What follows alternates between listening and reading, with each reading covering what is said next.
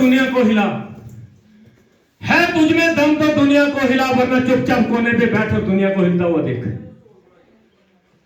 नाम सुभाष, प्रशासन डॉक्टर पंजाब पठानकोट से हूं।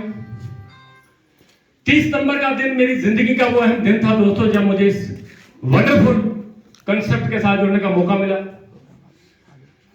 मैं अपने आप को लकी मानता हूं कि मैं इस ऑर्गेनाइजेशन का हिस्सा हूं, क्योंकि बोर्ड ऑफ डायरेक्टर्स ने मुझे ही चुना बहुत सारी दुनिया में, और मैं थैंक्स करना चाहता हूं बोर्ड ऑफ डायरेक्टर्स का, यशवंत शर्मा जी का, नरेंद्र सिंह जमाल साहब का, अनुराधा मैडम जी का और रजनी जमाल जी का, जिन्होंने मुझे चुना इस ऑर्गेनाइजेशन को रिप्रेजेंट करने के लिए, इस ऑर्गेनाइजेशन को चलाने के लिए। जो मेरे कंधों पे इन्होंने जिम्मेदारी डाली थी दोस्तों, मुझे लगता है कि वो जिम्मेदारी मैं अच्छी तरह से निभाते चला आ रहा हूं, और आप जैसे लोगों का साथ रहा तो जिंदगी भर उस जिम्मेदारी को निभाता रहूंगा।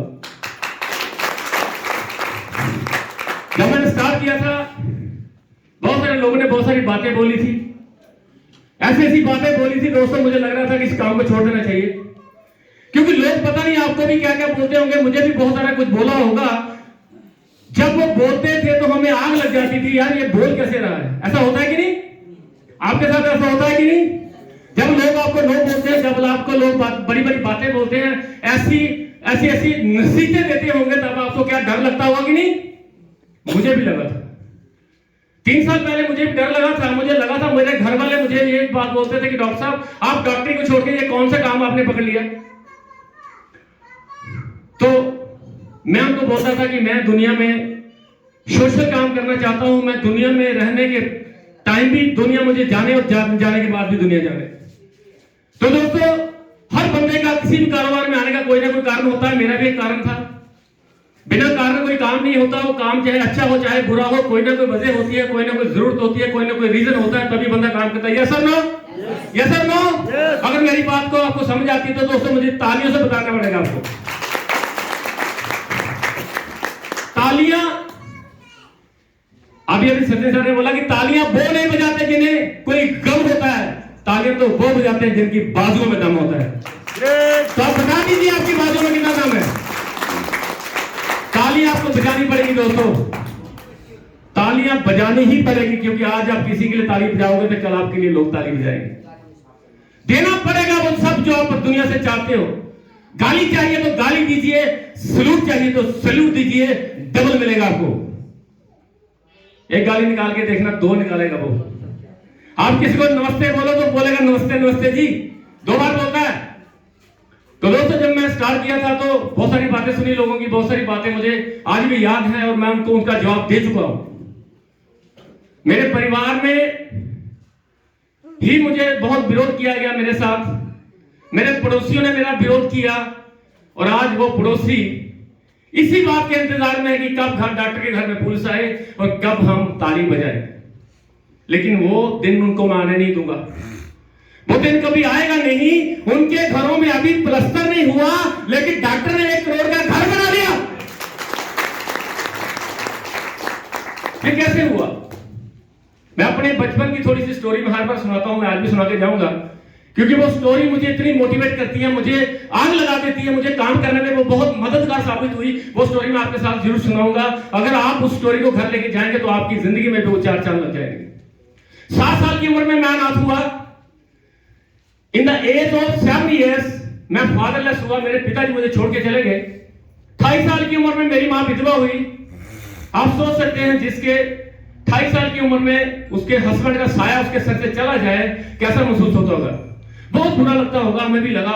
मुझे आज भी याद है, तब मैं 7 साल का था। वैसे देखा जाए तो 7 साल उम्र को ज्यादा उम्र नहीं होती। 7 साल की उम्र में बच्चे को कोई ज्यादा समझ होती नहीं है, लेकिन मुझे थी थोड़ी बहुत।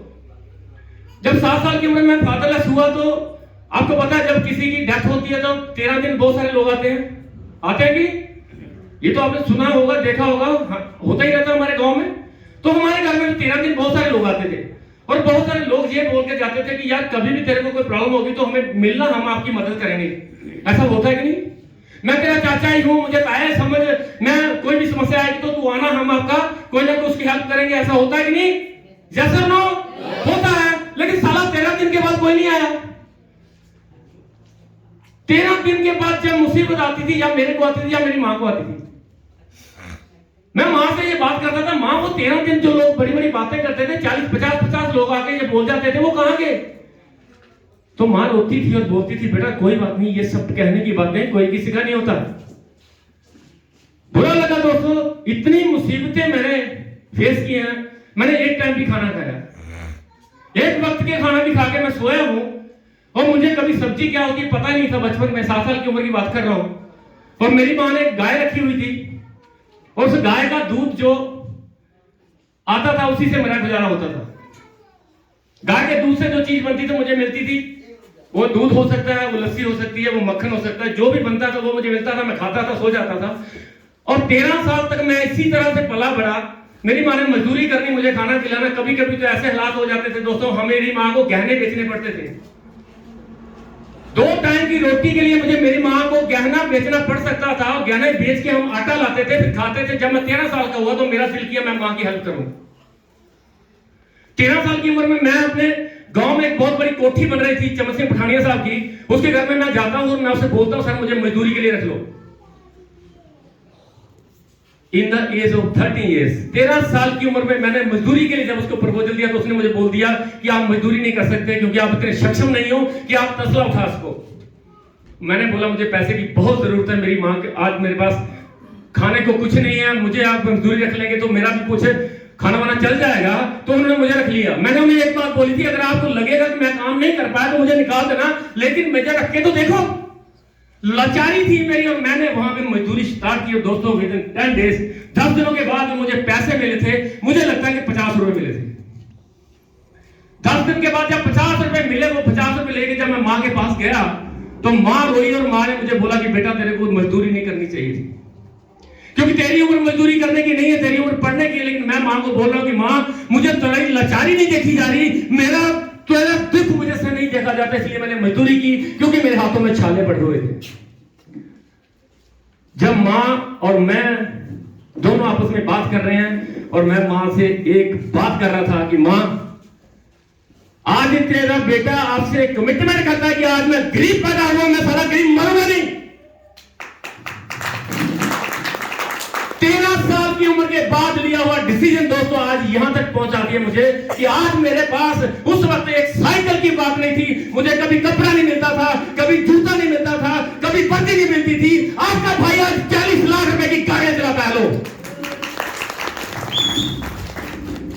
ये कैसे हुआ? स्टोरी सुनाने का मकसद ये नहीं कि मैंने अपना दर्द आपको बांटना चाहता था। स्टोरी सुनाने का मतलब ये था कि अगर आप कमिटमेंट कर लेते हो, अगर अपने आप से वादा कर लेते हो, अगर ठान लेते हो, तो जिंदगी में आप कुछ भी कर जाओगे। लेकिन ठानना पड़ेगा आपको। ठान सकते हो? ठान सकते हो?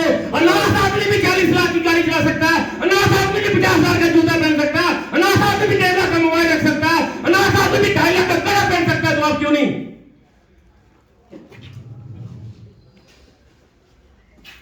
सब कुछ हो सकता है। ये कारोबार, ये दुनिया जो आपको आज मिली है ना दोस्तों, आपकी बहुत नसीब अच्छे हैं। अदरवाइज नेटवर्किंग लोगों को मिलती है जिनके नसीब अच्छे होते हैं। समझिएगा इस बात को। अगर आपको माइक्रो जैसा प्लेटफॉर्म मिला है, अगर आपको ऐसे मैनेजमेंट मिली है, आपको ऐसा पेआउट मिला है, ऐसे प्रोडक्ट्स मिले, तो आप लकी हो, you are the lucky person.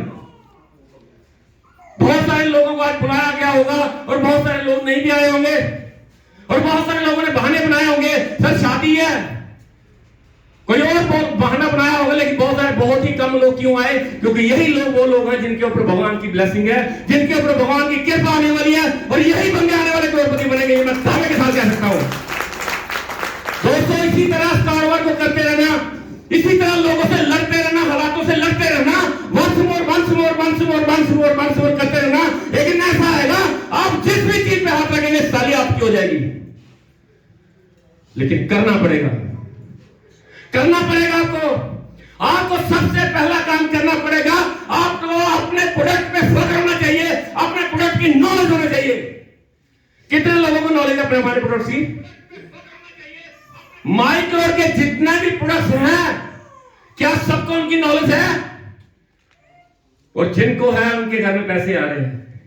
और हमको फेक होना चाहिए कि हम एक ऐसी ऑर्गेनाइजेशन के साथ है जो ईमानदारी से काम कर रही है, जो 3 सालों में ये साबित कर चुकी है कि वो वो ईमानदार है। हम ईमानदारी की मिसाल बन चुके हैं दोस्तों, डरने की जरूरत नहीं है। आज 26,000 लोग जिस कारोबार के साथ जुड़ जाते हैं दोस्तों, बिना शक शुबा किए हुए काम कर जाते हैं। जिस कारोबार के साथ सरपंच जैसे लोग जुड़ जाते हैं, जिस काम के साथ जेक्यू जुड़ता है, जिस काम के साथ प्रिंसिपल जुड़ता है, जिस काम के साथ मजिस्ट्रेट जुड़ता है, जिस काम के साथ आर्मी ऑफिसर जुड़ते हैं, उस काम की क्या तारीफ करनी चाहिए कि नहीं करनी चाहिए? करनी चाहिए, करनी चाहिए। आप सोच के देखो, जब कोई वकील जुड़ा होगा तो उसने सब तफ्तीश किया होगा कि नहीं? जब कोई पुलिस का बंदा जुड़ा होगा तो उसने कागज चेक किए होंगे कि नहीं? जब कोई जज जुड़ा होगा तो क्या उसने कंपनी को देखा नहीं होगा? अब क्या करेंगे? इससे ज्यादा क्या चाहिए आपको? क्या चाहिए कि मैनेजमेंट आपको सीना चीर के दिखाए कि हम ईमानदार हैं? 3 सालों में कोई भी ऐसा इंसान को नहीं मिलेगा जो बोलेगा सर मेरा डिनर सेट बना था, मुझे डिनर सेट नहीं मिला, मेरी एलईडी मेरी बनी थी, मुझे एलईडी नहीं मिली, मेरा 15,000 का चेक बना था, मुझे 15,000 का चेक नहीं मिला। कोई ऐसा इंसान लाइए, आप भी छोड़ देना, मैं भी छोड़ दूंगा। लेकिन छोड़ने से पहले अपने आप से सवाल जरूर करना। छोड़ने से पहले मैं नहीं कहता हूं माइक्रोड को करो, लेकिन मैं कहता हूं माइक्रोड को छोड़ने से पहले एक सवाल अपने आप से जरूर करना। अगर उस सवाल के बाद भी आपका मन नहीं करेगा तो छोड़ देना, इसको करने की जरूरत नहीं है। लेकिन सवाल किए बगैर छोड़ेंगे तो भगवान आपको माफ नहीं करेगा, क्योंकि वो चाहता है, भगवान चाहता है आपको करोड़पति बनाना। साला आप चाहते हो कि नहीं, ये डिपेंड ऑन यू। ये आप चाहते हो करोड़पति बनना तो वो बनाएगा। बनना चाहते हैं जी? कितने लोग करोड़पति बनना चाहते हैं? ये बाकी माता का मांगा भैया, आप भी देखो, सोचने में भी आपको प्रॉब्लम आ रही है। आप सोच भी नहीं सक रहे हो कि हम करोड़पति बन जाएंगे, तो फिर बनेंगे कैसे? सोचना तो शुरुआत है उस कारोबार की जिंदगी में आप चाहते हो। सोचना शुरुआत है उस मुकाम की जो आप जिंदगी में चाहते हो। आपको सोचना पड़ेगा मुझे चाहिए क्या। मैं माइक्रोड में आया तो साला क्यों? बहुत सारे लोग यहाँ पे आए होंगे, डिग्री सर्टिफिकेट मिल जाएगा, चलो अच्छी बात है, 15,000 आ जाएगा अच्छी बात है, 25,000 मिल जाएगा अच्छी बात है, सीटेट आ जाएगा अच्छी बात है। भैया सीटेट के लिए नहीं हम लोग, हमें चाहिए आजादी। किसकी? पैसे की। हम पैसे के लिए नहीं है इस कारोबार में, हम पैसे की आजादी के लिए है। यस और नो? यस, यस और नो?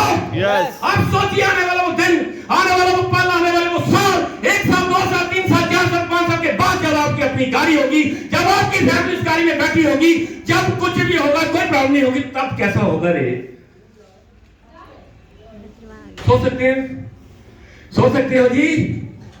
दोस्तों, जब भी आप प्लान करने जाते हो ना, जब भी प्लान करने जाते हो, ये बात आप यहां से घर लेके जाइएगा। जब भी प्लान करने जाते हो तो उसमें प्लान की खूबियों के बजाय प्लान में क्या फायदा होगा नहीं बनाना। प्लान से क्या फायदा होगा, प्लान करने से क्या फायदा होगा आप नहीं बताएंगे, प्लान ना करने से क्या नुकसान होगा ये बताना शुरू करिए। बात समझ नहीं आई आपको? प्लान में फायदे बताने की वजह प्लान ना करने के नुकसान बताइए, पता जुड़ जाएगा।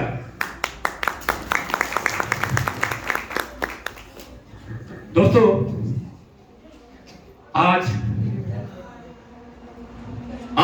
कंपनी के साथ 26,000 लोग हैं और 26,000 लोगों में 6,000 परिवार ऐसे हैं जिनके घरों में कंपनी से कुछ ना कुछ गया है, और 26,000 लोगों में 15,000 लोग ऐसे मिलेंगे आपको जिनके घरों में प्रोडक्ट भी जा चुका है।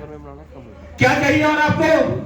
और दोस्तों, अगर आप ध्यान से देखेंगे इस कारोबार को, ध्यान से समझेंगे इस कारोबार को, तो आपको लग जाएगा कि इस कारोबार में डूबेगा क्या। एक कंपनी आपसे 2,000 में मांगती है दोस्तों, और 2,000 मांगने के बाद बोलती है कि 1,000 का मुझे 11 महीने और दो, मैं आपको एक प्रोडक्ट दूंगी और प्रोडक्ट के साथ साथ में आपको बहुत सारे और बेनिफिट दूंगी। तो क्या आपको लगता है ऐसा कभी होगा आपके साथ? कभी नहीं होगा। मार्केट से प्रोडक्ट मिल सकता है, लेकिन दोस्तों इतने फायदे आपको नहीं मिलेंगे। ऐसी ऑर्गेनाइजेशन माइक्रोड आपको एक प्रोडक्ट देती है दोस्तों, माइक्रोड आपको ज्वाइनिंग पे पैसे देती है, माइक्रोड आपको इंस्टॉलमेंट इकट्ठी करने में पैसे देती है। माइक्रोड बोलती है कि अगर तेरी किस्मत अच्छी होगी तो 70,000 का कोई भी तेरा प्रोडक्ट भी निकल सकता है। अगर तू चाहे तो 1,000 से शुरू की हुई तेरी पेंशन 75,000 में महीना जा सकती है, और तू चाहे तो 2,000 के डिनर के साथ शुरू करके 1 करोड़ 10 लाख रुपए कमा सकता है। क्या बच्चे की जान लोगे, और क्या चाहिए? और क्या चाहिए आपको? इससे बढ़िया प्लेटफॉर्म आपको नहीं मिलेगा दोस्तों। हमारे साथ कैप्टन साहब आर्मी से रिटायर हैं दोस्तों, ये काम कर रहे हैं, फख्र की बात है कि नहीं? है कि नहीं?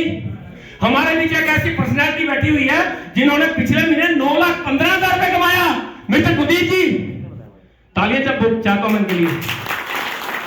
एक बंदा आपके बीच में से उठकर 9,15,000 रुपए एक महीने का कमा जाता है और फिर भी हमें विश्वास नहीं हो रहा। अरे फिर भी अगर विश्वास नहीं हो रहा तो मुझे लगता है हमारा कुछ होने वाला नहीं है, हमारा कुछ होने वाला नहीं है। अगर जो बंदा मार्केट में रहकर भी पैसा नहीं कमा पाया, मुझे लगता है वो बदनसीब ही है, क्योंकि ये कारोबार उसका नहीं चलता जो नहीं करता, जो करता है ना उसका चल ही जाता है। 3 साल पहले जब विवेक जी जुड़े थे हमारे साथ, तो हमने विवेक जी को बोला था, विवेक सर आपने अभी +2 की है, +2 करने के बाद BA होगी, कोई डिग्री करेंगे, पोस्ट ग्रेजुएशन करनी पड़ेगी, उसके बाद जाके कहीं नौकरी मिलेगी। तो विवेक जी ने पूछा कि सर मैं और क्या करूं और क्या विकल्प है मेरे पास? तो संजय सर साथ में इनके बैठे थे पिताश्री, इन्होंने दोनों ने मिलकर एक डिसीजन लिया कि इस काम को करते हैं। विवेक ने जब इसको स्टार्ट किया तो विवेक ने उस वक्त +2 की थी, उम्र थी इसकी 18 साल, और 18 साल के बाद जब इसने एडमिशन ली कॉमर्स कॉलेज जम्मू में, तो मैंने इसे बोला कि सर आप पढ़िए भी और इस काम को भी करिए, पढ़िए भी और इस काम को भी करिए। अगर इस काम से कुछ आ जाएगा तो ठीक है, नहीं तो 3 साल के बाद डिग्री तो आ ही जाएगी। Yes sir no? Yes sir no? अब 3 साल के बाद हुआ ये, अभी इसकी डिग्री इसके पास नहीं आई, लेकिन कंपनी की तरफ से 50 लाख रुपए से प्लस इनकम जा चुकी है। 50 लाख बोला था मैंने, ये तारीख 50 लाख की थी, तो फिर बहुत किसने बजानी है? आप सोचो, जब आपको 50 लाख के लिए बोला जाएगा तो आपके लिए ऐसी को तारीफ जाएगा तो कैसे लगेगा आपको? बुरा लगेगा ना? लेकिन तारीफ कैसी होनी चाहिए? पता चल जाए रोड पे कि कोई बड़ा काम कर रही है। धन्यवाद। जब मैं किसी सेमिनार में बैठा था तो मुझे ऐसे ताली बजा रहे थे, तो मैं ताली नहीं बजा रहा था, तो उन्होंने मुझे उठा के एक बात बोली कि डॉक्टर साहब अगर आप इस वक्त ताली नहीं बजाएंगे तो अगले जन्म में घर घर जाके बजानी पड़ेगी। समझ आई मेरी बात? तो घर घर जाके कौन बजाता? लड़का हुआ है। क्या चाहते हैं ऐसी ताली बजाना? अगर ऐसी ताली बजाना नहीं चाहते हो तो यहां बजाइए। अगर तो विवेक गुप्ता जी ने जब स्टार्ट करने के साथ मार्केट में जाना शुरू किया, जब 18 साल का लड़का है तो कौन बात सुनता है किसी की, ना?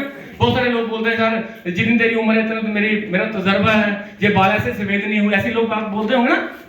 कोई मेच्योर आदमी 30 साल जाएंगे तो चलो कोई सुन भी लेगा, 10 साल जाएंगे तो सुन भी लेगा, इससे कौन सुनता? एक तो उम्र 18 साल, फिर तकड़ा भी चंगा है, लोग बोलते तू करेगा, तो ये बोलता था सर ये मैं करूंगा और करके छोड़ूंगा। और लोग इसे बोलते थे विवेक गुप्ता जी कितने लोग जुड़े, तो विवेक लोग बोलता था कि लोग जुड़ेंगे, तो विवेक को बोलते थे विवेक जी कितने चेक आए, तो विवेक बोलता था चेक आएंगे। तो विवेक को लोग बोलते थे कि ये कंपनी कहां तक काम करेगी, कहां तक भागेगी, तो विवेक ने बोला कि पूरी दुनिया को छाएगी। तो लोग इसे बोलते थे विवेक गुप्ता आज तेरे पास क्या है, अगर ये सब कुछ होने ही वाला है कि आज तेरे पास क्या है, तो विवेक गुप्ता उनको बोलता था कि आज मुझे विश्वास है कि ये हो जाएगा, और इसने कर दिया। ये सब की बात है जब कोई जुड़ा नहीं था दोस्तों। आज तो 26,000 लोग जुड़े हुए हैं, 26,000 लोग काम कर रहे हैं। अगर आपको गोवा टूर दिखाना पड़ेगा तो गोवा टूर वाले हमारे पास हैं। अगर थाईलैंड का नाम लेना पड़ेगा तो रजनी का नाम लीजिए। अगर सीटेट का लेना तो आप जोगिंदर जी का नाम लीजिए। प्रेता कार की बात करनी है तो सतीशा का नाम लीजिए। अगर आपने अल्टो की बात करनी है तो कमल पाल की नाम लीजिए। अगर आपने प्लानो की बात करनी है तो कुलदीप सर का नाम लीजिए। बहुत सारे लोग आज इस कारोबार में एक लेवल कर चुके हैं, आपको दिखाने के लिए बहुत सारी मिसाइल है, लेकिन 3 साल पहले एक भी नहीं था। जो लड़का 3 साल पहले काम कर गया दोस्तों, वो आपको बता रहा है, वो अपना सफर बता रहा है आपको कि मैं कैसे 60 लाख तक पहुंचा, कैसे मुझे 25,000 महीना कंपनी सैलरी दे रही है। इसके नक्शे कदम पर अगर आप चलेंगे तो आपको पता चल जाएगा कि इस कारोबार में है क्या। ये बहुत बड़ा समुद्र है दोस्तों, यहां से जितना चाहो आप निकाल सकते हो। ये कुबेर वाले 4 बैठे हुए हैं, कुबेर हमारे सामने है, खजाना हमारे सामने है। लूटना हम लोगों ने है, लेकिन लूटना हमने मेहनत करके रहे।